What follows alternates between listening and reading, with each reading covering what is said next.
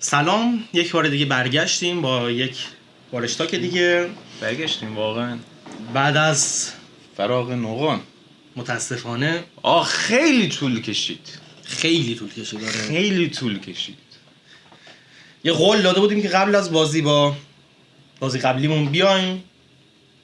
کی بود یادم رفت، از سر صبح پا شدیم قبل بازی با اون نمیدونم مثل چیه 1000 جور همه هر چی هست میدونید فلز مس که بالاخره آرزو هر چی میدونید فلز کارخونه است اینجور چیزاست. آره با مس کرمان قبلش قرار بود یک دور دیگه بیایم که نیومد. دردسر زیاد ده. منم سلام عرض میکنم خدمت همه مخاطبین وارش اسپورت و هواداران داماش. ما برگشتیم پر قدرت برگشتیم و در خدمت شما هستیم. خب بحثا رو شروع کنیم. چی می‌خوایم بگیم امروز؟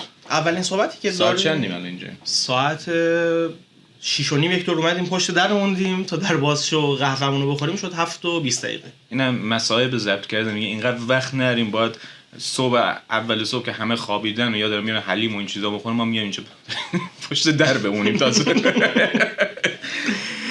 دیگه همه چیمون به همه چیمون میاد دیگه، بحث مالکیتی و نمیدونم مسئولین استانی و اینم که ما این دیگه. Here we are. آره. در مورد بحث مالکیتی خیلی خوب میشد اگر بتونیم قبل از بازی با مس صحبت کنیم، چون یه سری اتفاقا به هر حال افتاده بود. حقیقتا اینقدر دیگه این ماجرای زحمتکش نعیمی پور نمیدونم آرمان الماسخاله لوس شد برامون، اصلا دیگه خودمون واقعا حال و حوصله پرداختن بهش رو نداشتیم. مخصوصا اینقدرم که گفتن رای برین اومد رای بر اون اومد، حک واسه اینه حک واسه اون. من هنوزم اصلا واقعا مطمئن نیستم چی شده چی نشده. اصلا آدم نمیتونه کدوم سمت ماجرا رو بگیره ادامه بده، اینقدر دیگه مبهمه. آره اصلا من بارها می‌خواستم مثلا در مورد فلان اتفاق که مثلا قرار بیفته یا این مطلبی بنویسم تحلیل کنم، خب میگم بعدش سریع اتفاق دیگه ممکنه الان یه چیز بنویسم کلا یه برداشت دیگه بشه، اصلا یه جوری دیگه باشه. آره متاسفانه واقعا برای ما مبهم بود مثل هم. آره. حالا در این مورد حتما صحبت میکنیم بعد از صحبت در مورد بازی با مس. حالا یه ایده‌ای هم میخوایم پیشنهاد بدیم که این مشکلات رو خیلی راحت‌تر میتونستن حل کنن، حالا هنوزم میتونن با همین روش حل کنن. ایده رو شبیه سازی میکنیم اینجا براتون حتما. آره یه خواهید به روش مورد علاقه خودم همیشه. آره علی، بازی با مس کرمان ما بالاخره بعد از گذشت یک نیم فصل در اولین بازی نیم فصل دوم تونستیم یک امتیاز خارج از خونه بگیریم. یعنی این نوار نتیجه نگرفتنه بالاخره اجای قطع شد، بریده شد. مس چه تیم داغونی بود ما رو نبرد. نه علی نه ما واقعا پیشرفت توی تیم میشه دید خداییش. آره ببین بخوام در مورد بازی بگم، حالا چه این بازی چه بازی دوستانه‌ای که قبل اون با تیم هم‌استانیمون ملوان داشتیم، این بعضی اوقات لزوما حتما نباید مهرا مثلا ابر ستاره و اینا باشه. روحیه تیم، جو تیم به سمت مثبت شدن بره، آروم باشه، به فکر فوتبال بازی کردن باشن، میتونن بعضی اوقات مقابل حریفایی که به ظاهر قوی‌تر و پرمهره‌تر هم هستن نتیجه، حالا نمیگم لزوما عالی، حالا مساوی نتیجه عالی نیست، ولی خب نتیجه نسبتاً مناسب‌تر با وضعیت نیم فصل قابل قبول بود. با توجه به وضعیت و داشته‌ها و تمام اتفاقاتی گفتار میشد و با یه جو مثبت داخل تیم یه نتیجه قابل قبول‌تر کسب کرد و این دوتا مساوی که اینجا داشتیم نشون میده خب تیم شاید اون روحیه بازنده رو دیگه نداره، یعنی اون روحیه به هم خورده داخل تیم. حالا همیشه ما دقایق آخر میباختیم و یا اصلا عملا توی زمین حرف بره گفتن نشتیم، اونطوری نیست. ما چه بسا در مقابل تو بازی دوستانه ساعت زیاد اهمیت نداره، بازی مقابل ملوان ما تو ضد حمله اینا بد نبود، حالا درست بیشتر دفاع میکردیم ولی خب تیم میجنگید و به نظر من مهمترین فاکتور تو این زمینه بازگشت آقای نظر محمدیه. بعد شاید چند ماه پیش هیچ کدوممون نمیتونستیم این حرف رو بزنیم، فکرش هم نمیکردیم بخوایم حرف بزنیم، ولی خب واقعا آقای نظر محمدی از وقتی که اومده شاید داره فراتر از نقشش به عنوان یه سرمربی برای داماش کار میکنه و پیگیر کارهای این تیمه. حالا یک پرانتزی هم بین صحبتت بزنم، حتی شهرام حمیدی یعنی کاری که داره انجام میده فرای یک سرپرست خداییش. فرای سرپرست. آره ببین اصلا سرمربی وظیفه نداره بره با کسی که ادعای مالکیت تیمو داره بره مثلا باش جلسه بذاره که مثلا مشکلات حل بشه، حاضرش بکوبه بره اونجا رو. آره اینا نشون میده خب ببین فارغ از تمام کارهایی که ممکنه حرفایی که قبلا زده باشه، وقتی یه جایی اونجا داره مثبت عمل میکنه، وقتی نشون میده یه جای مسئولیت داره، بعضی وقت واقعا فراتر از مسئولیتش و این ممکنه حالا یه جایی هم مثلا به ضررش هم تمام بشه، مثلا اون کسایی که باید پیگیر بشن نشن، میگن خب فلانی هست و اینا. آره. خب به هر حال این چیزش نشون میده، علاقه و مسئولیت پذیریش نشون میده و این تو ذهن همه میمونه قطعا. آره همونجوری که حالا خیلی چیزهای دیگه که از قبل بود توی ذهن مونده، ما به هر حال آلزایمر نداریم که فراموش کنیم. بله. ولی این چیزهای خوب هم میمونن توی ذهن. 100%.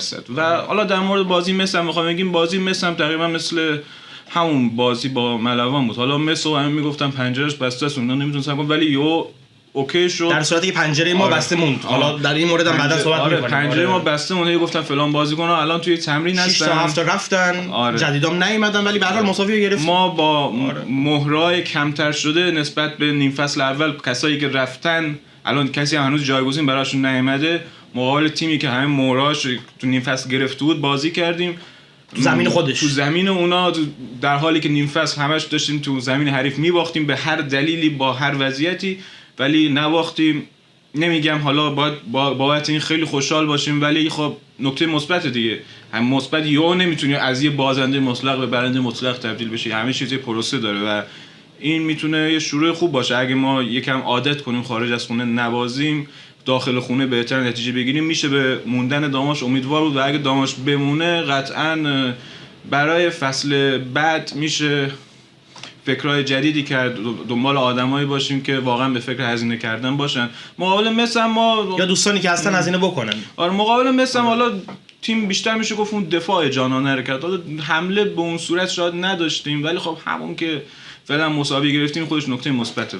حالا تو نمیدونم خاطرت هست یا نه، علی نظر محمدی جز معدود افرادی بود که خودش میرفت سر تمرینای تیم ملی اون زمان، بازیای تمرینات در واقع کارلوس کیروش رو دنبال میکرد، نوت برداری میکرد. من احساس میکنم این بازی اخیری که ازش دیدیم خیلی کیروشی بود، یعنی بازی انگار کیروش بود مقابل تیمای خیلی قدرتمند که بازی میبست، حالا از موقعیت‌های محدودش استفاده میکرد. آره ببین خب باید همه چیزو بر اساس ابزارت پیش ببریم. ما الان ابزار بردن تو خارج از خونه مقابل تیم پرمهره مثل نداریم. هر چقدر مشکل داشته باشه مهره‌های خوبی داره، چند تا مهره داره که پارسال با استقلال خوزستان مثلا صعود کردن، بعد همونا رو جذب کرد. تیم خوبیه، حالا درست به مشکلات خورد، اومد وسط جدول، مشکلات مدیریتی هم خورد. مشکلات مدیریتی خورد، مهرهای خوبی داره. ما به نظر من این نتیجه اصلا بدی نبود و من حتی همون موقع قبل اینکه آقای نظر محمدی بیاد، من مثلا داشتیم واکنشش میدادیم که بقیه چی میگن اینا، من میگفتم به لحاظ فنی نمیتونیم مثلا این کارش کنیم، فنیش خوب، حالا غیر فنیش هم که خوب شد، غیر فنیش هم که خدا رو شکر داره فراتر از وظیفه‌اش عمل میکنه. امیدوارم که مشکلات حل بشه و ایشون بتونه فقط رو کار فنیش تمرکز کنه و دیگه راحت شه. منم همینطور. بریم برگردیم و بحث در مورد مالکیت داماش و راه حل پیشنهادی اون رو پیش ببریم.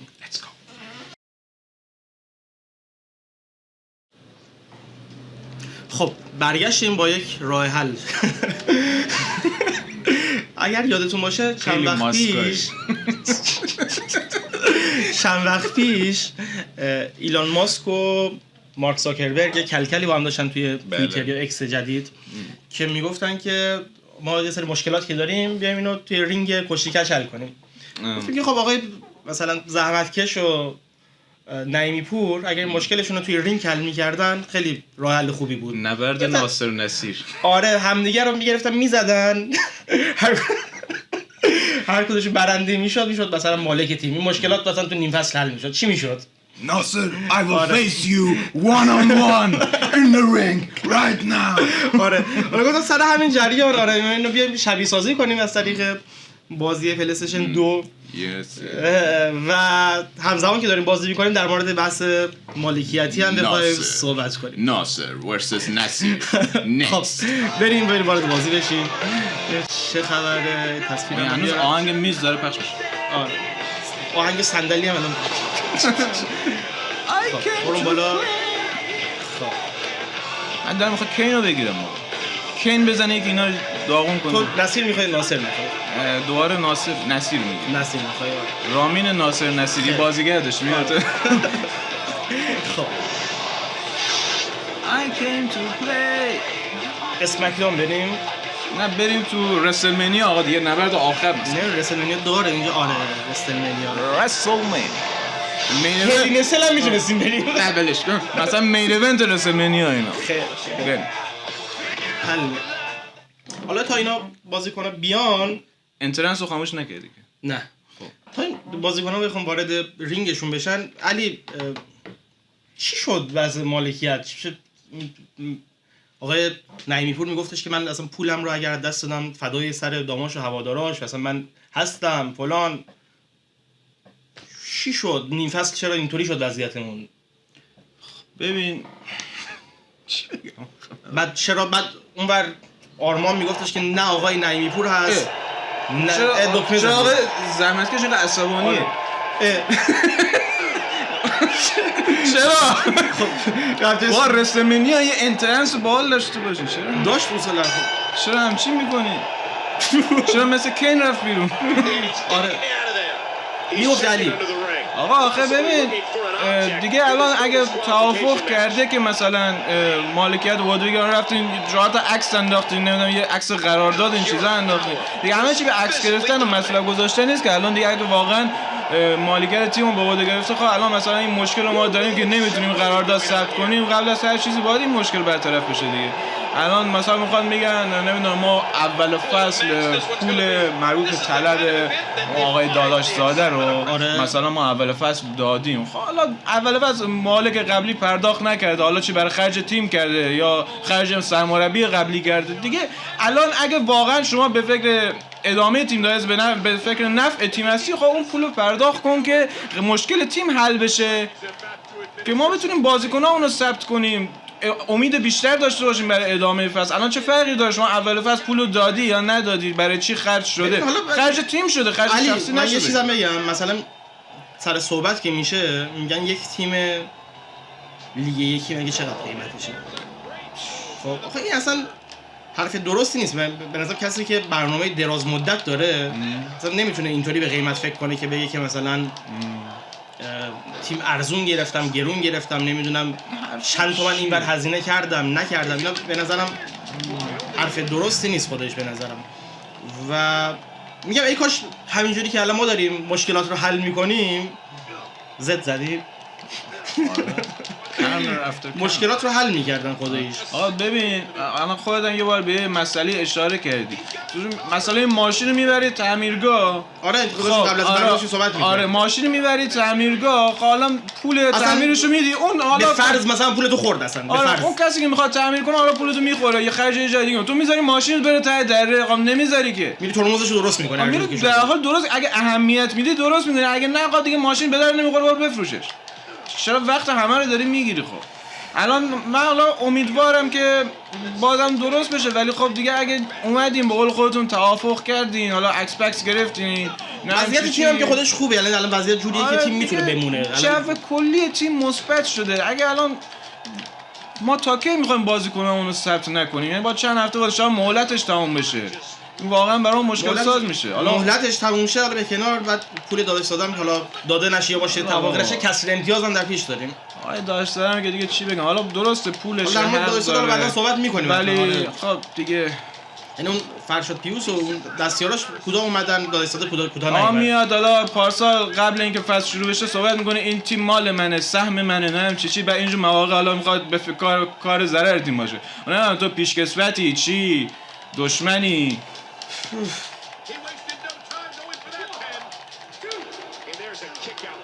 ناصر به باز نیست، ناصر باخت نمیده. باید این ازت شکایت نکنن. نه آقا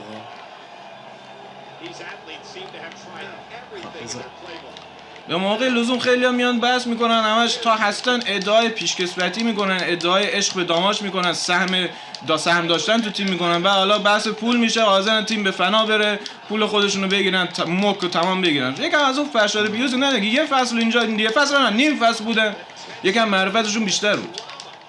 آدم میمونه. اینجور مواقع آدم خب میشناسه خودمونیم دیگه، اینجور مواقع واقعا حسرت پیشکسوت‌های خیلی از تیم‌های دیگه هم می‌خوریم دیگه. بعد آقا میاد، حالا دیگه نمی‌خواستم به اینجا بکشم بحثو. بعد آقا میاد پارسال یادته که اول همون مصاحبه‌ها میگفت نه وارش اسپورت دشمن داماش، هرچی میکشیم از وارش میکشیم. ببین الان کی دشمن داماش است؟ بفهمن. آقای نصیرم برنده. آقای نصیرم ناصر شکسته. این چه وضعشه؟ آقای زحمت کش و اسخای میکنم. من نمایندگی شما رو به عهده داشتم نشد. در مین ایونت رسلمنیا باختی تو. حالا جای بعدی هم نبودی. اشکال از سال بعد میبره. این بود از پیشنهاد ما برای حل و فصل این قضیه. همیشه یه راه حلی هست. آره. حالا قضایی که این همه جنگ عینکش میافتاد. خیلی فیکسه، محکمه دارید. خودش خیلی شبیه. واسه چی آنگ کی نموش. آره. شبیه همون روزی که اومده بود تمرین دیگه. آره. لباس آدیداس بود فکر کنم، یادم نیست چی بود. ببین چقدر هوادارم تشویقت میکنن، خدا وکیلی بیاد تیمتون. هوادارم راضیان. خب اینو ببندیم. بس مسخره بازی بزنیم کنم. آره. بریم و یه دور دیگه برگردیم، بس رو با هم ادامه بدیم.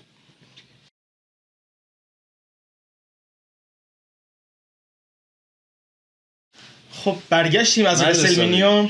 اول صبح من کشوندی اینجا داری با هم کشتی کج میزنی. فازت چی؟ گفتیم یه بعد از مدت اومدیم فضا راه حل خوبی بود، راه حل خوبی پیشنهاد کردیم خدا. آره یه رینگ پیدا کنیم کاملا هم منطقی. باشگاه عقاب المپیک. آقا مارک زاکربرگ و ایلان ماسکش اینطوری دارن مسائلشون حل میکنن دیگه. آره عقاب المپیک کشتی کج هم داشت. آره. من میرفتم یه مدت واقعا. بچه‌ها اونجا بودن. آره. آقا توی حالا همین نقش قبلی یه خورده در مورد وضعیت پروانه بسته نقل و انتقالات داماش، آره. پنجرش در واقع صحبت کردیم. موزلی که الان داماش داره دو چیزه. یکی این که به خاطر بسته بودن پنجره نقل و انتقالاتش اصلا ممکنه که نتونه بازیکن ثبت کنه. تمام این بازیکنایی که اومدن و صحبت اولیه باشون شده ممکنه کنسل بشن. و یه مشکل دیگه هم که وجود داره که اونم به همین اندازه مهمه، اینه که این ماجرا اگر ادامه دار بشه منجر به کسر امتیاز هم میتونه بشه. بله.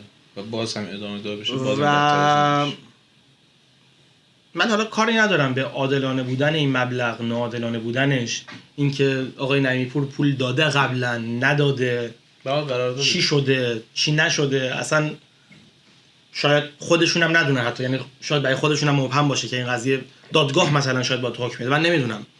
ولی مسئله‌ای که وجود داره اینه که در حال حاضر وضعیت اینه و این قضیه باید حل بشه و اگر حل نشه حالا به هر نحوی منجر به این اتفاقاتی میشه که گفتم.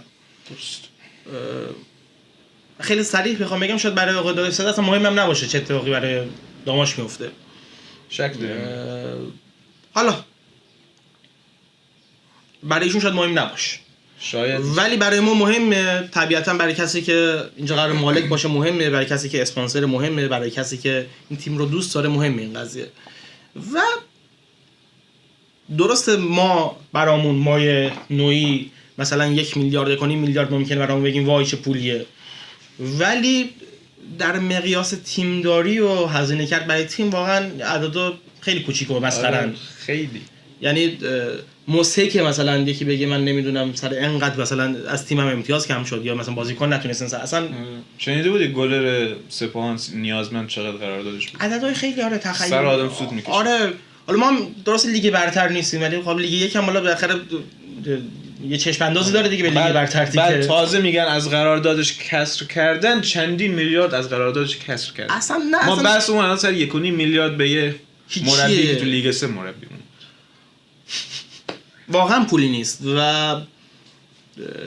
اگه بخوام صریح باشم حالا میگم مثلا به اون بخش داداش داداش یک طرف که آیا باید اون پولو بگیر نباید بگیر، حقش هست نیست، قبلا هم صحبت کردیم اندازه کافی فکر کنم خیلی چیزا حق هست یا نیست، به حال قرارداد بود دیگه. آره ولی وضعیت موجود اینه که با یک پول نسبتا کمی در مقیاس فوتبال این قضیه حل میشه و من به نظرم درست نیست که بابت چنین پول کمی این استرس بخواد به هوادارا و بازیکن‌ها و مجموعه وارد بشه و وضعیت کار بخواد به جای باریک بکشه حقیقتا. من حقیقتا میبینم الان خیلی جا دارن صحبت میکنن، نمیدونم بچه حالا این گروه اون گروه میگن بیان مثلا ما هوادارا پول جمع کنیم، ما هوادار بخوایم خب جمع کنیم به اونقدر نمیرسه. بعدش اگه میتونستیم هم جمع کنیم ببخشید باشگاه رو سهامی عام میکردیم خودمون تیمداری میکردیم دیگه. چه نیاز به مالک داشتیم. بعدش حالا میگن مثلا قرار صحبت بشه با اسپانسرای چی پول تهیه بشه، همه اینا بکنه. حالا شاید در نهایت پول تهیه شد، پول ایشون رو دادیم، دست از سر ما برداشت و بازیکنامون ثبت شد. بعدش چی؟ دقیقاً بعدش یعنی ما همش میخوایم از این و اون پول بگیریم تیم نگه داریم. یعنی کسی که حالا اونم سر چنین مبالغی مثلا عددی آخه نیست. مثلا صحبت اگه بود مثلا چه میدونم حالا به مقیاس الان مثلا 20 میلیارد 30 میلیارد 40 میلیارد به مقیاس الان که سال 2024 هست، اوایل 2024 توی ایران گفتیم آره مثلا یه عدد مثلا حالا یه خورده تهیهش سخته فلانه. ما الان ببین 7-8 تا دیگه بازی خارج از خونه داریم، بازیکن‌ها رو داریم، باید بقیه قراردادشون رو بدیم، نمیتونیم همه چی ماسمالی کنیم که باید بالاخره بازیکن پولشو بگیره دیگه، مربی باید پولشو بگیره. و تا کی می‌خوایم آقای نظر محمدی بگیم حالا معرفتی داره همچی پیش میره همه چیزو بالاتر از وظایفش انجام میده؟ نه، باید بالاخره پولش هم بگیره. بله همه اینا رو قرار ما از اینون بگیریم. کی است که اینو تو ذهن مالک انداخته؟ این افرادی که دور و برش رو گرفتن تا الان هم هیچ کار مثبتی نکردن، چی کار دارین میکنیم؟ ما قرار اینطوری تیم داری کنیم، اینطوری به نظرتون به جایی میرسیم؟ الان پول داداش زاده رو دادیم رفت، پول آقای پیوس و کرمان مقدم رو دادیم رفت، بعدش چی؟ نه سیستم چیز دارن پیش میرن دیگه، از این ستون تا اون ستون فقط تا نوک بینی رو میبینن. متاسفانه ما شرایطمون طوری شده فقط باید این روزی که توش هستیم رو ببینیم، نمیتونیم آینده رو ببینیم، نمیتونیم مثلا ببینیم بعد این تیم چی میشه، نمیتونیم اصلا به مسائل فنی و بازیایی که داریم فکر کنیم. حقیقتا همش باید دغدغه‌مون این باشه که فلان مشکل برای تیم پیش نیاد، فلان امتیاز علی کسب مثلا نشه. میدونی چیه؟ مثلا مشکل هم مبلغش احمقانه است. مثلا 1 میلیارد 2 میلیارد اصلا کل مثلا این پولا مگه چقدرن؟ آقا اینه که مسخره است. آخه الان یعنی تو این شهر واقعا کسی 1.5 2 میلیارد نره این که اصلا میگه. ولی ببین و اینجاست که دوباره برمیگردیم روی اون تفکر بعضی از هوادارا که فکر می‌کردن که یه سری از این چیزا برنامه‌ریزی شده است، که حتی این رو در جلسه با آقای آرمان هم بیان کردن. گفتن آقا شما می‌خواید که این تیم رو بندازید، می‌خواید عامل نابودی این تیم بشید. شما مگر نمی‌خواید کسانی در آستان هستن که بخوان، وگرنه اصلا این عددی نیستن اینا. هوادار راست. من بعضی وقت خودم تفکر ایجاد میشه دیگه. یعنی چی آخه؟ وگرنه اصلا پولی نیست، اصلا پولی نیست. و ببین اگر اومدی این جستای عکس گرفتن این چیزا رو انجام بدی، پس میخوای هزینه کنی. ایشون رو نمیگم، نه میدونم به هر حال مالکیت دستش هست یا نه. الان آره نه اصلا منظورم این چیه، اصلا میگم مثلا ایشون اصلا نیست به فرض. خب مگه میشه مثلا کل این شهر 1 میلیارد نیست؟ یعنی چی؟ کل این شهر 1 میلیارد نیست؟ میخوایم بریم نمیدونم از بازار جمع کنین، نمیدونم از زشته برای تیم لیگ یکی زشته. فقط میاین همینجوری انتقال امتیاز میدین که اون وسط یه چیزی عایدتون بشه و یه پستی مقامی چیزی داشته باشین. بابا باید خداییش میگم اصلا برای تیم که زشته به کنار، برای خود آقای نعیمی پور هم زشته، برای آقای ناظمی که صحبت مدیر عاملش میشه زشته. تیمی که در مالکیت منه، در مدیریت منه، رفته تو بازار پول جمع کرده مثلا. من واقعا اصلا فرصتی هم نیست. به هر حال امیدوارم که این قضایا هر چه زودتر حل بشن. حتما ببین هر چقدر بخواد اینطوری طول بکشه، خب به هر حال اون بازیکنایی که بدون قرارداد آن تامین شاید یه جایی قرارداد داخلی احتمال دارن، شاید یه جایی براش یه پیشنهادی اومد که اون تیم بتونه ثبت کنه. خب میگم من میرم بازی میکنم، چرا اینجا الکی بمونم تو داماشی بمونم که حالا وضعیت موندنش معلوم نیست، وضعیت پولش معلوم نیست، مالکاش رفتن تو بازار پول جمع کنن، من چرا بمونم این چیز. آقا اصلا میگم الان واقعا من نگرانم بعدش. آقا اصلا پول به حال پول این بنده خدا رو میدیم بریم بعدش. آره به قول تو گلریزا میکنه اصلا حل میشه. آقا میخوایم دوباره یه بازی خارج از خونه دیگه هم یه دونه فیلم سینمایی دیگه بازی کنیم، ماشاءالله 2 تا بازی نریم کلا کنسلمون کنن بریم لیگ 3 راحت شیم دیگه. و اون موقع است که هوادار میگه تمام اینا برنامه‌ریزی شده است. اون موقع بعدا شما میتونید با خیال راحت تو این شهر قدم بزنید. خب فکر نکن واقعا هوادار هر جا ببینتون از خجالتتون در میاد. قبل از اینکه بیشتر از این گندش در بیاد یه فکری به حالش بکنیم. علی در این مورد دیگه صحبت کردیم، از اعصابم البته خیلی خط خطی شد، نمیدونم واقعا خیلی خط بحث رو چجوری بتونیم ادامه بدیم، ولی برسیم به بازی بعدمون. بازی در مقابل فجری که الان سوم جدوله، البته یک اختلاف چند امتیازی با تیم دوم و اول داره. با داداش کوچیک بازی داریم. آره با داداش کوچیکه ملوان بازی داریم. با داداش بزرگش که بازی کردیم توی بازی دوستانه بود. مهم. از این جهت هم میگیم داداش کوچیک و داداش بزرگ جفتشون به هر حال تیمای نظامی هستن و سرباز میگیرن. دیگه داداش تدقاریش هم پاس رشت. آره. خب پاس همدان هم دست دیگه ته دیگه. آره تدقاری. آره. خب فجر سپاسی نیم فصل دومو با توپ پر شروع کرد. خب دیگه الان نمیشه گفت توپ پر، ولی خب به هر حال برد و تیمی هم برد که رقیب مستقیمش بود، ازش بالاتر بود. نفت مسجد سلیمان لیگ برتری فصل پیش رو 1-0 شکست داد و الان با صدر جدول که چادر ملا باشه 5 امتیاز، با رتبه دوم که خیبره 4 امتیاز فاصله داره.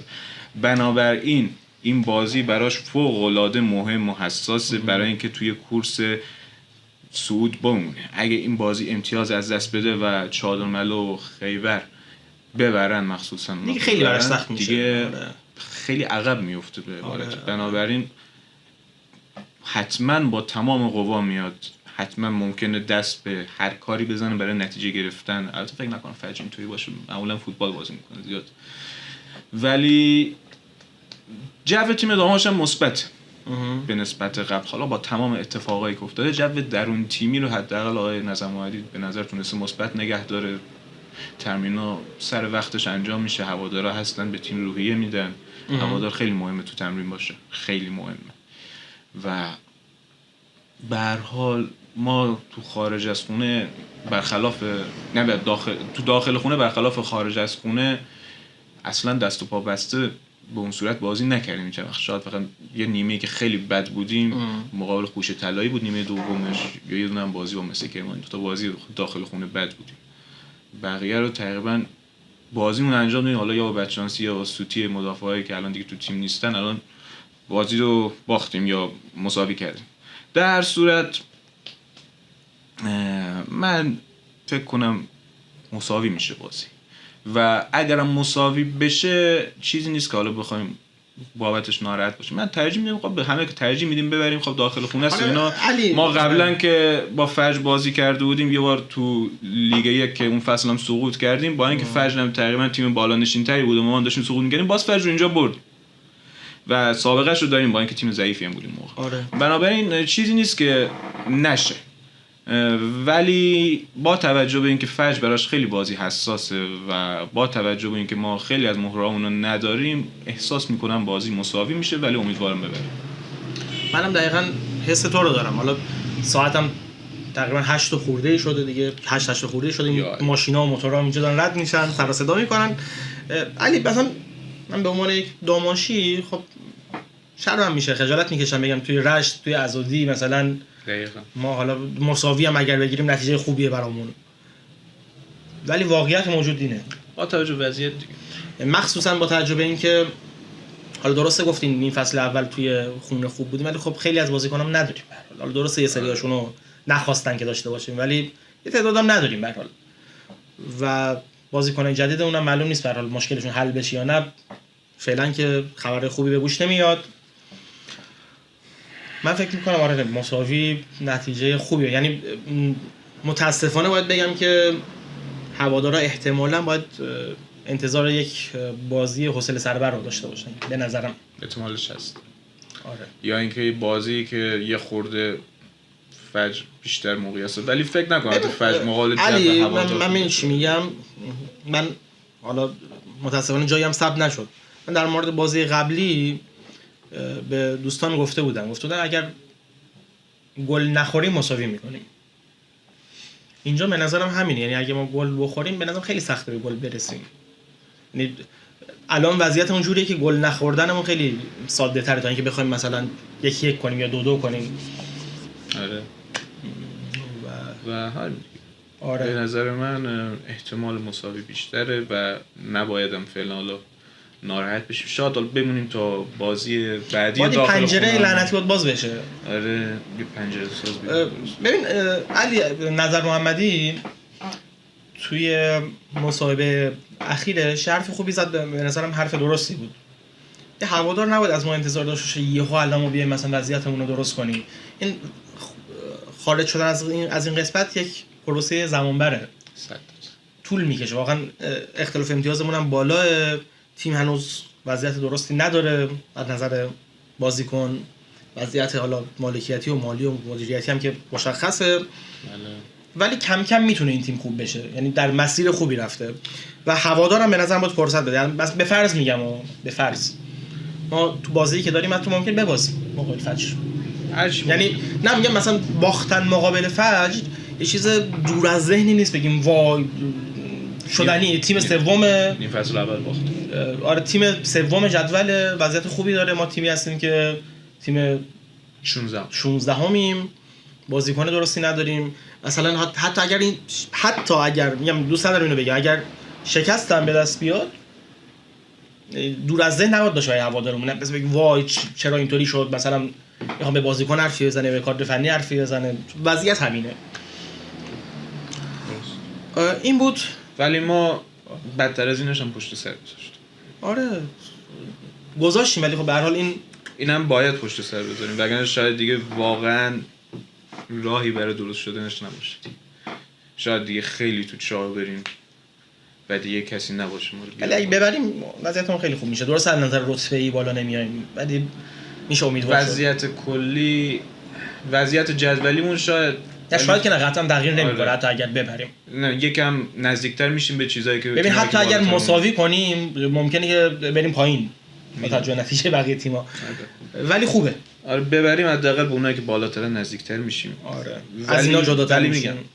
مهم اینه که وضعیت کلیمون درست شه.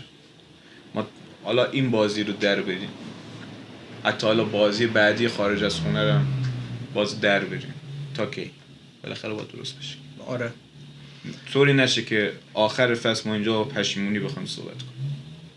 دقیقاً همینطوره. این بود وارشتا که این هفته. حالا علی اگر صحبتی داشته باشه حتما انجام میده.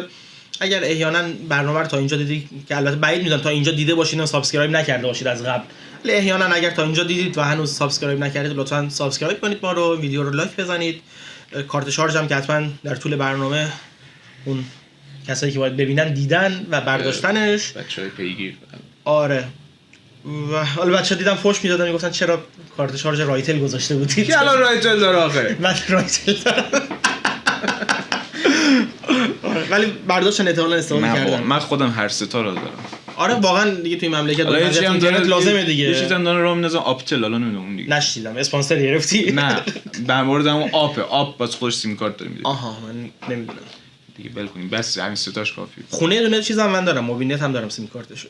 موبین خودمون؟ نه موبین نت. موبین جعفرپور آساید نیست جعفرپور. آره علی در مورد یه چیزام صحبت نکردیم، حالا خوب موقع ولاگ هم داریم دیگه. ولاگ قبلی رو آره همراه با وارش فقط با منه، بقیه‌اش فیک. چرا نیومدی خلاص انزلیو؟ خیلی خوب بود، فضای خوبی بود. درگیر کارم بگم خودم وسطای فصل بود، بازی ملوان پیکان رفته بودم، حالا ولاگ نگفتم، با سید علی هاشمی رفتم. آره. من فوتبال باشه می‌خواستم بازی چوکا تراکتورم برم، تا اون روزش تعطیل بودم که روز قبل بازی آره روز قبل بازی سوتی دادن، اومدن بازی رو گذاشتن سردار جنگل. خب اونا سوتی که انگار برنامه آره سوتی اونایی که چیز بودن شیرین کاری کردن که باشه. خب تیم چوکا هم حق داشت. خب میگم تو خونه طول هوادارم میخوام بازی کنم. البته اینم بگم حالا به حال زمینشون زیاد استاندارد نیست، ولی به هر حال خب شاید حق داشتن. دوست داشتم تو شهر خودشون بازی کنم و متأسفانه فکر کنم به خاطر این اتفاق سال دیگه هم از جام حذفی محروم ببین میشن. البته به نظرم علی حرفشون منطقی بود. این چرا میگه اگه آقا مثلا ما چجوریه که تونستیم مجوز جام حذفی رو بگیریم وارد شدیم همون موقع نگفتید به ما دیگه؟ واقعا فکر کنم اینجا اعمال نفوذ تیم تراکتور بود متاسفانه تیم همستانی همیشه این مدلی بوده دیگه تراکتور. آره متاسفانه تیم همستانی اون از جام حذفی اینطوری رفت که سال دیگه هم نیست. برای چوکا هم در ادامه فصل لیگ 2 آرزو موفقیت می‌کنیم، امیدوارم خب بیاد بالا. ما تیمای خوبی تو استان داریم. داماش خودمون که عشقمونه هیچی. ملوان تو لیگ 1 داره خوب بازی تو لیگ برتر. علی حتی مثلا شهرداری آستاری که توی لیگ 1 هست حالا به زودی هم قرار باش بازی کنیم، آدم دلش میسوزه، اونم وضعیتش خراب شده. چه اتفاقی بازیکن با 4 تا تیم. آره تیمای خوبی داریم خلاص. داماش هست، ملوان هست، شهرداری آستار هست. بحث حالا رقابتون نیافتادن باشه، خب ترجیحاً خواست ما اینه که مثلا چه اگه کار به اونجا کشید آستارا بیفته ما بمونیم، ولی خوب نیست واقعا. اصلا امیدوارم طوری باشه که جفتمون بمونیم. اصلا رقابت قشنگ‌تر میشه، آدم کیف میکنه، لذت میبره خودش. حالا اصلا خود شهرداری آستارا اگه با خودمون تو یه لیگ نبود و مثلا میشد بازیاشو رفت و اینا، حالا حس رقابت اون نبود، شاید ما اصلا بازی اونم میرفتیم. آره واقعا خودش. ما مشکل نه، همه تیم‌ها استانمون خلاص. آره حتی علی مثلا من رفته بودم انزلی، اونجا بچهای کوچیک بودن دنبال مثلا پیراهن داماش بودن و انزلی چیا دنبال این بودن که داماش رو بازی میکنه ببینیم بازیو. من حالا همونجا هم گفتم حالا شاید یه برنامه کامل بتونیم در این مورد بعداً بسازیم. آقا این بازی‌ها رو چرا انقدر کم داریم؟ مثلا بازی‌های دوستانه برگزار بشه، ازش درآمدزایی بشه، یا مثلا درآمدش صرف خیریه بشه، چه اشکالی داره؟ خیلی ایده خوبیه و بازی خوبی بود، هیچ هزینه‌ای هم نداره تقریبا، جو خوبی داشت. دو تا تیم حالا چه نمادین چه هر شکلی به حال اول بازیمون عکس دو تا با هم گرفته، خیلی زیبا. علی من انصافا خداییش دیگه آدم حرف درست رو باید بزنه. خب هوادارهای ملوانی که اونجا بودن حالا تعداد کم خیلی احترام و حفظ کردن، خیلی اوکی بودن، یعنی خیلی ما اصلا بازی آخری که با هم داشتیم تو لیگ 1 هوادارا داشتن فقط تیمو تشویق می‌کردن. اصلا ببین اینو میتونیم کلا یه برنامه در مورد، ولی بخوام به طور کوتاه بگم یه سری آدمای ناجور فقط همیشه به فکر برنامه زدن جو، به فکر اینن که خودشونو نشون بدن اینجور مواقع. وگرنه ببین شاید ما به لحاظ رقابتی مثلا یه سری هم دوست داشته بالاترین حد ممکن باشه. آره تو یه لیگ باشیم بخوایم با هم رقابت کنیم. الان که خب تو یه لیگ نیستیم، بنابراین اصلا برام شاید اهمیت خاصی بخواد خیلی مسخره باشه بخوایم بگیم ما آرزو می‌کنیم مثلا ملوان بد نشینه. خب با ما چه اصلا نه خوب نتیجه بگیره شاید اصلا بهترم باشه برام. آره برای فوتبال گیلان بهتره. اگه توی یه لیگ باشیم باید با هم رقابت کنیم که خب خاناخا ما توی لیگ هستیم باید با همه تیم‌ها رقابت کنیم. اونجا موقعی که داریم مقابل هم قرار میگیریم شاید باید تیم خودمون تشویق کنیم که تیم مقابل بازه. در غیر اون صورت نباید اصلا اهمیتی داشته باشه. آره در هر صورت یک تیم مقابل یه تیم دیگه قرار نیست رقابت دو تا تیم باعث بشه که مثلا ما بگیم کل مردم یه شهر اینطوریان، کل مردم اون شهر اینطوریان. آدمایی که میان اونطوری شعار میدن و اینا اصلا باید حالا خیلی بس طولانی بگذاریم. آره میدونم، ولی یه زمانی اگه به هر حال دوباره داماش ملوان توی سطح قرار گرفتن و باید تمام تلاشمون بکنیم که دیگه بحث فوتبالی باشه و اونا رو کاملا بتونیم خنثی کنیم. اون آدمای ناجوری که از هر دو طرف میان خنثیشون. حالا میام امیدوارم که یه برنامه فرصت داشته باشه. آره خیلی چون بحث خیلی گسترده است. ای کاش مثلا توی حالا اون برنامه‌ای که گذاشتیم بچهای ملوان هم بتونیم دعوت کنیم باشن. 100% شاید این کارو کردیم ولی خودشون. این بود برای وارشتا که این هفته آره خیلی بعد از این جریان صحبت کردیم. یه ما بود نبودیم دیگه، حرف زیاد تو دلمون. آره دراز روده شدیم. دیگه من باید برم کم کم. آره دیره تا هم که دیره شد. تا برنامه بعدی من به شخص از شما خداحافظی میکنم، ولی ما انشالله به زودی با همراه وارش برمیگردیم نزدتون، حرفای بیشتری هم میزنیم دیگه. تا دیداری بعد، خداحافظ.